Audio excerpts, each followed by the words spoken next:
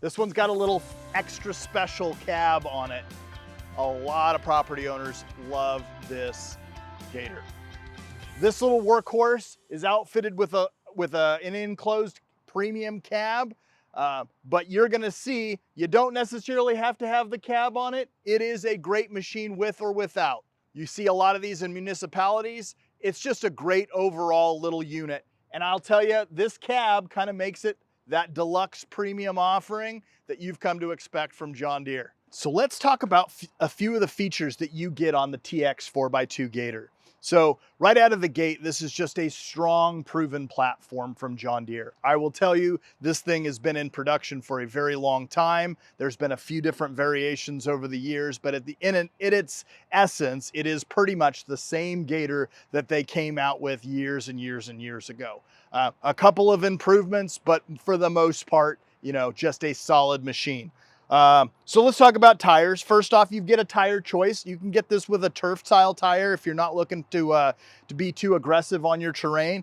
As you can see, this one is outfitted with the all-terrain tires. Going to give you a little bit more grip. It's still not very intrusive on the ground, but it does give you a little bit more grip. Let's talk about grip. So 4x2, it is a two-wheel drive unit, but I do have the ability to engage a differential lock through the control panel. So I have the ability to lock those back tires, which is going to give me that extra needed traction if I'm in some mud or some sand or anything like that. So that's really nice that it has the differential right out of the gate, the differential lock right out of the gate. It is a two-person unit, so I have two separate seats in there. That's going to be standard on all of these Gators. I have seen where people have taken that second seat out and outfitted a little bit more storage and cargo room, but this one does have the two seats. And then, of course, that cargo box you've come to love.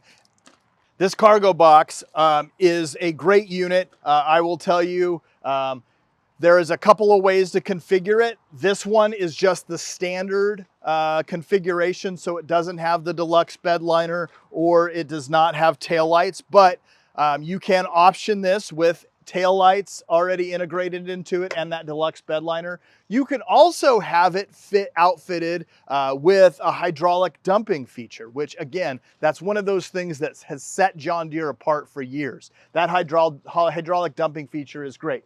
This one just has the regular hydraulic ram on it, so it does have a hydraulic assist, but it is not actually electronic over hydraulic, so it doesn't do it automatically with the push of a button. But easy to use. You've got the ability to disengage it on that side, so you've got a little grip on that side and with a handle, and it just tilts it and dumps back up. Unfortunately, they did not put that dump on both sides. That's kind of a little bit of a ding for Deere on this particular one. Again, this is a price point machine, so you only have the ability to dump it from the driver's side, which pretty much makes sense. You're always going to get out of that driver's side anyways. Let's talk about good access to the air cleaner. As soon as I tilt my bed up, I've got great access to a 13.5 horsepower Kawasaki engine. That Kawasaki engine is mated to a CVT transmission. That CVT transmission is going to propel this unit up to 20 miles an hour. All right, I've got lots of variability in between that. This thing will go very, very slow and just creep along. So any of those kind of slow tasks that you need to do, this thing is really, really nice in that respect. Let's talk about some other cool features that come in straight out of the gate. So if I go to the back, I have a 1 1/4 hitch receiver right out of the gate. On this one, we've got a bumper. So this is a pretty common accessory. I've got that front bumper on here. That also has a 1 1/4 hinge receiver on the front. What's that kind of cool for? I've seen people outfit a winch to a hitch plate, and then they can plug it into the front or the back. You got a couple of wiring harnesses that go either front or back, and I have the ability to have myself winch out of front or back, which is kind of cool. You do have some standard headlights on here. You've got the big John Deere logos front and center. This cab does make it hard to get underneath this hood in here. Our radiator is housed underneath there, so if I'm checking radiator fluid, that's where I'm going to find that. And then everything else as far as engine oil, all that good stuff is held back in the back, so they're easy to access when my dump bed is up. That Kawasaki engine is a carbureted engine, so this engine is actually carbureted, so I do have a choke on the inside that I have to engage to start it up. It is a very easy starting unit. I don't have any issues with that, but it does have that. Let's talk about the control panel in the center of this unit. So I have forward gear selector, I have neutral and reverse, I have a hand park brake, nice and easy to use. And then I talked about this a little bit before, but I do have that differential lock that is easy to engage between the two seats. Fuel is housed on generally the left-hand side of the driver's compartment.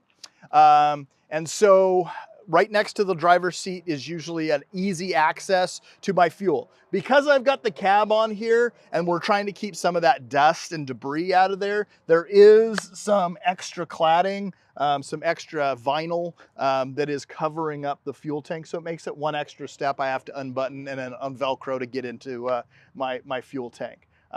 Nice easy fill though, big opening, tethered cap, so I'm not gonna lose it, really nice. So let's talk about some of the things that we're going to find inside of the driver's compartment of this unit. So of course I've got a 12 volt up on my dash so I can plug in accessories, which is great.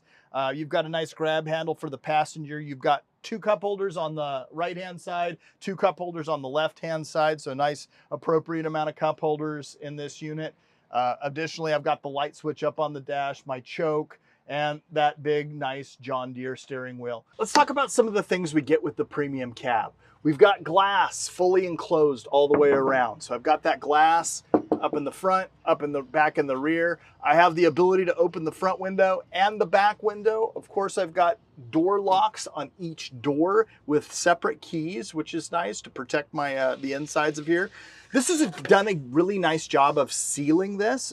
I've got a headliner with like a honeycomb pattern up here that does a really nice job of isolating the sound as well. I've got seat belts, so I can put seat belts on myself, which gives me a little bit of extra protection. And then of course it is rollover rated, so it is definitely a nice, robust feel to it. This is obviously branded by John Deere, but this is a Mauser cab. Mauser is a known name in the industry. They do a really nice job of the cabs. They do our 1 series cabs for us. They also do our 2R series cabs, and they've recently opened the 2R large frame cabs as well. So they're you know, an aftermarket company that's filling a product gap that we have.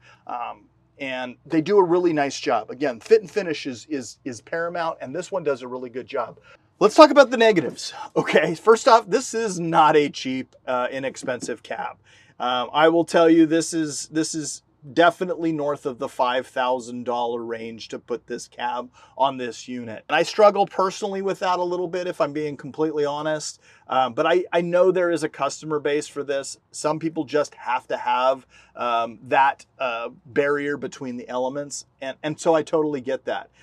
You know, winter applications, this thing makes a lot of sense. There isn't any AC in this cab, so this isn't a full HVAC cab. I don't have the ability to have heat or air conditioning in here, unfortunately. But I do have a front windshield wiper that is operated, so that doesn't come standard on it. I have to add that.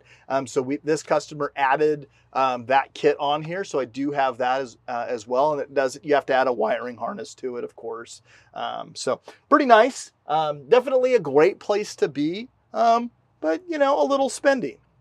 You know, base units on these Gators, these 4x2 Gators, are very, very inexpensive. They're a really nice price point machine. They do a good job for customers who are trying to get into that side-by-side market but not spend a whole heck of a lot of money.